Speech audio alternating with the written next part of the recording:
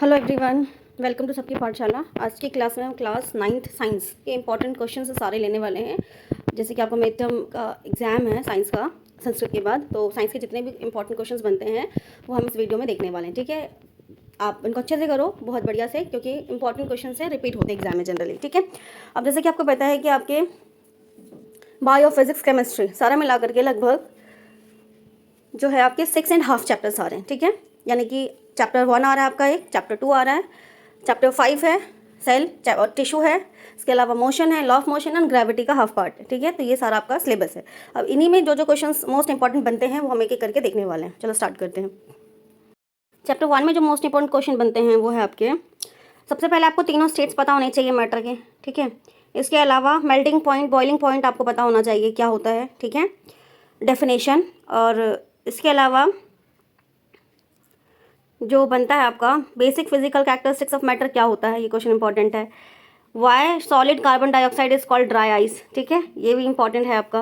इसके अलावा फैक्टर्स जो इवापोरेशन को अफेक्ट करते हैं वो आपको पता होना चाहिए। कन्वर्ट करने वाले क्वेश्चन केल्विन से सेल्सियस में और सेल्सियस से फिर केल्विन में कन्वर्ट करने वाले क्वेश्चन आपके आते हैं, तो ये आपको पता होना चाहिए। इसके अलावा क्वेश्चन नंबर 10 है, why does steam causes more severe burn than boiling water. ये भी क्वेश्चन आपको इंपॉर्टेंट है। ठीक है, इसके अलावा अब अगर हम हिंदी में क्वेश्चंस की बात करें, पदार्थ की तीनों अवस्थाओं के बारे में आपको पता होना चाहिए। ठीक है, ठोस, द्रव्य और गैस, तीनों के बीच में आपको अंतर याद करना है। इसके अलावा क्वथनांक और गलनांक की डेफिनेशन याद करनी है आपको। ठीक है, अगला क्वेश्चन अगर आपको याद करना है वो याद करना है पदार्थ की विशेषता, पदार्थ के कणों की विशेषताएं। ठीक है, और वाष्पीकरण को प्रभावित करने वाले कारक, ये आपका इंपॉर्टेंट है बहुत ज़्यादा। एंड नेक्स्ट वन कि हमें भाप से जो है वो ज़्यादा जलन महसूस क्यों होती है गर्म पानी की तुलना में, ये क्वेश्चन आपका इंपॉर्टेंट है। इसके अलावा गर्मियों में किस तरह के कपड़े पहनने चाहिए। ठीक है, और आपका मटकी का पानी ठंडा कैसे होता है। ठीक है, गर्म एवं शुष्क दिनों में कूलर जो है वो अतिरिक्त ठंडी हवा क्यों देता है। ये सारे क्वेश्चन आपके इंपॉर्टेंट है फर्स्ट चैप्टर के। ठीक है, why do we wear cotton cloth in summer, why do we feel cold when we keep acetone on our palm, ये इंपॉर्टेंट है आपका। इसके अलावा मैटर के जो पार्टिकल्स होते हैं, जो पदार्थ के कणों की जो 3 विशेषताएं, वो आपको याद करना है, ये इंपॉर्टेंट है आपका चैप्टर 1 से। इसके अलावा एलपीजी और सीएनजी के फुल फॉर्म आपको याद करना है।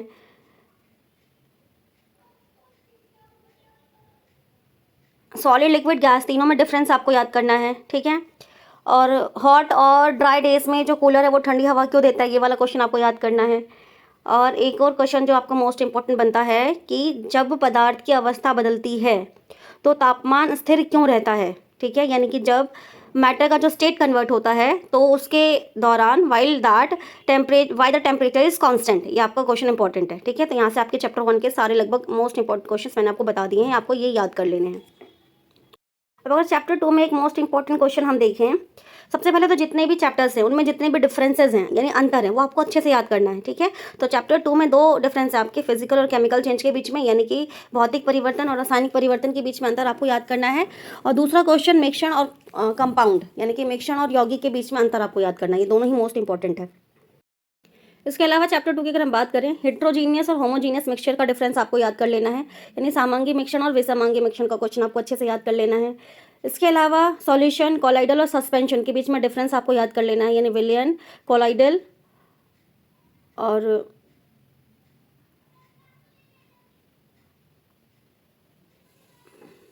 जो तीनों टाइप के सॉल्यूशंस आपके, ठीक है, वो आपको उनके बीच में डिफरेंस आपको याद कर लेना है। ठीक है, निलंबन, कोलाइडल और विलियन। ठीक है, यानी कि सस्पेंशन, सॉल्यूशन, सॉरी कोलाइडल, इनके बीच का डिफरेंस आपको ठीक से याद कर लेना है। इसके अलावा कंसंट्रेशन ऑफ सॉल्यूशन क्या होता है। ठीक है, यानी कि विलेन की सांद्रता क्या होती है, आपको अच्छे से याद कर लेना है। ठीक है, बाकी टिंडल इफेक्ट आपको ठीक से देख लेना है, इसमें टिंडल प्रभाव क्या होता है। ठीक है, ये कुछ आपके चैप्टर 2 के इंपॉर्टेंट क्वेश्चंस बनते हैं। और जितने भी सॉल्यूशंस हैं, जितने भी प्रकार के विलेन आप पढ़ रहे हो, उनके सबके आपको गुणधर्म, ठीक है, यानी उनके क्या आपको याद कर लेने हैं, प्रॉपर्टीज याद कर लेने हैं। चैप्टर 5 में जो आपके इंपॉर्टेंट क्वेश्चन बनते हैं, चैप्टर का नाम कोशिका है, और इसके इंपॉर्टेंट क्वेश्चन अगर हम देखें,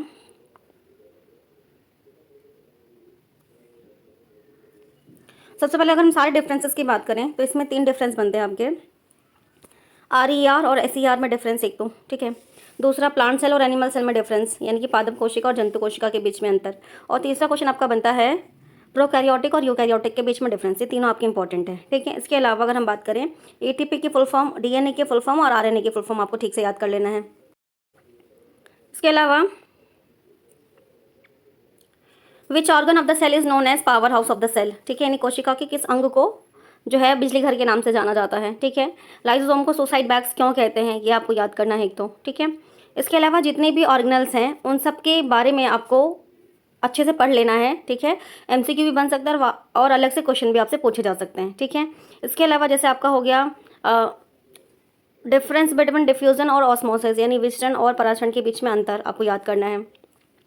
यूनिसेलुलर और मल्टी सेलुलर का क्वेश्चन आपको याद करना है, यानी कि एककोशीय और बहुकोशीय जीव, ठीक है। ठीक है। इसके अलावा जितने भी मैंने अब आपको बताया, जितने भी ऑर्गेनल्स हैं, चाहे वो माइटोकॉन्ड्रिया हो, लाइसोसोम हो, या फिर एंडोप्लाज्मिक रेटिकुलम हो, अंतःद्रव्य जालिका हो, ठीक है, या वेक्यूल हो, सबके बारे में आपको याद कर लेना अच्छे से, ठीक है। ये इस चैप्टर के आपका इंपॉर्टेंट टॉपिक हो गया। अगर हम टिश्यू वाले चैप्टर की बात करें तो ये तो खैर पूरा चैप्टर थोड़ा सा इंपॉर्टेंट है आपका ज़्यादा, ठीक है, क्योंकि उसमें बहुत चीज़ें हैं पढ़ने के लिए। फिर भी आप क्या ज़्यादा अच्छे से याद कर सकते हो, permanent tissue, simple permanent tissue, ठीक है, इसको आपको अच्छे से याद कर लेना है। दोनों के बीच में डिफरेंस भी और वैसे भी इनके बारे में आपको पता होना चाहिए, ठीक है। परमानेंट मतलब कॉम्प्लेक्स टिश्यू और सिंपल टिश्यू, यानी कि सरल उत्तक और जटिल उत्तक, ठीक है। इसके अलावा मेरिस्मेटिक यानी विभजोतक के बारे में आपको अच्छे से पढ़ लेना, तीनों टाइप कहाँ कहाँ मिलता है आपको पौधे के अंदर, ये आपको अच्छे से याद कर लेना है, ठीक है।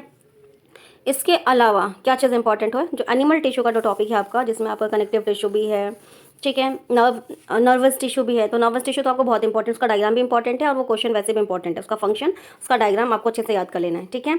इसके अलावा जितने टाइप ऑफ आपके एनिमल टिश्यू हैं उन सबको आपको डिटेल में पढ़ना है, क्योंकि उसमें से कुछ भी पूछा जा सकता है, ठीक है। इसके अलावा पैरेन्काइमा, कॉलेनकाइमा, स्कैरेन्काइमा का टॉपिक आपको अच्छे से पढ़ के जाना है, ठीक है। पैरेन्काइमा, कॉलेनकाइमा और स्कैरेन्काइमा, ठीक है। अब अगर मैं रिपीट करूँ कि इस चैप्टर में आपको पढ़ना क्या क्या है, ठीक है। सबसे पहले टिश्यू क्या है ये आपको पढ़ना है, व्हाट इज टिश्यू, यानी उत्तक क्या है, ठीक है। इसके अलावा दूसरा टॉपिक आपको पढ़ना है इसमें टाइप ऑफ टिश्यू में आपका सिंपल टिश्यू और कॉम्प्लेक्स टिश्यू, यानी कि सरल उत्तक और जटिल उत्तक को अच्छे से पढ़ लेना है आपको, ठीक है। प्लांट टिश्यू में मेरिस्मेटिक जो टिश्यू है आपका, मेरिस्मेटिक, वो आपको अच्छे से पढ़ लेना है, यानी कि विभजोतक के बारे में ठीक से पढ़ना है आपको, ठीक है।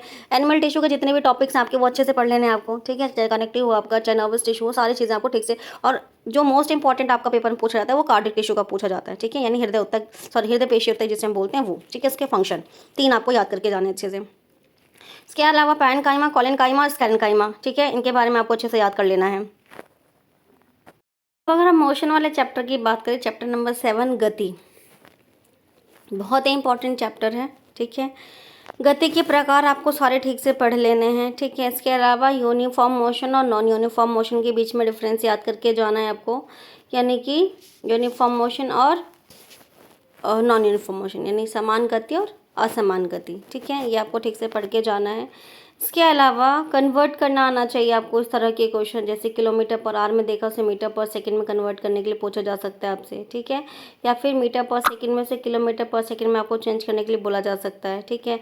एक्सेलरेशन निकालना अच्छे से आप देख लेना, प्रैक्टिस कर लेना, यानी त्वरण निकालना आपको आना चाहिए, ठीक है। इसके अलावा जो एक इंपॉर्टेंट क्वेश्चन बनता है वो इस तरह का क्वेश्चन आता है आपका, जिसमें कि जो आपका U और V है वो किलोमीटर पर आवर में दिया होगा, ठीक है, और आपको A निकालना होगा या S निकालना होगा, ठीक है। या तो आपको त्वरण निकालना होगा या फिर आपको तय की गई दूरी निकालना होगा। ये क्वेश्चन आपका एग्जाम्पल का, ये बुक का एग्जाम्पल आप अच्छे से पढ़ के जाना, जिसमें U आपको किलोमीटर में दे रखा होगा और V भी आपको किलोमीटर पर आवर में दे रखा होगा, ठीक है।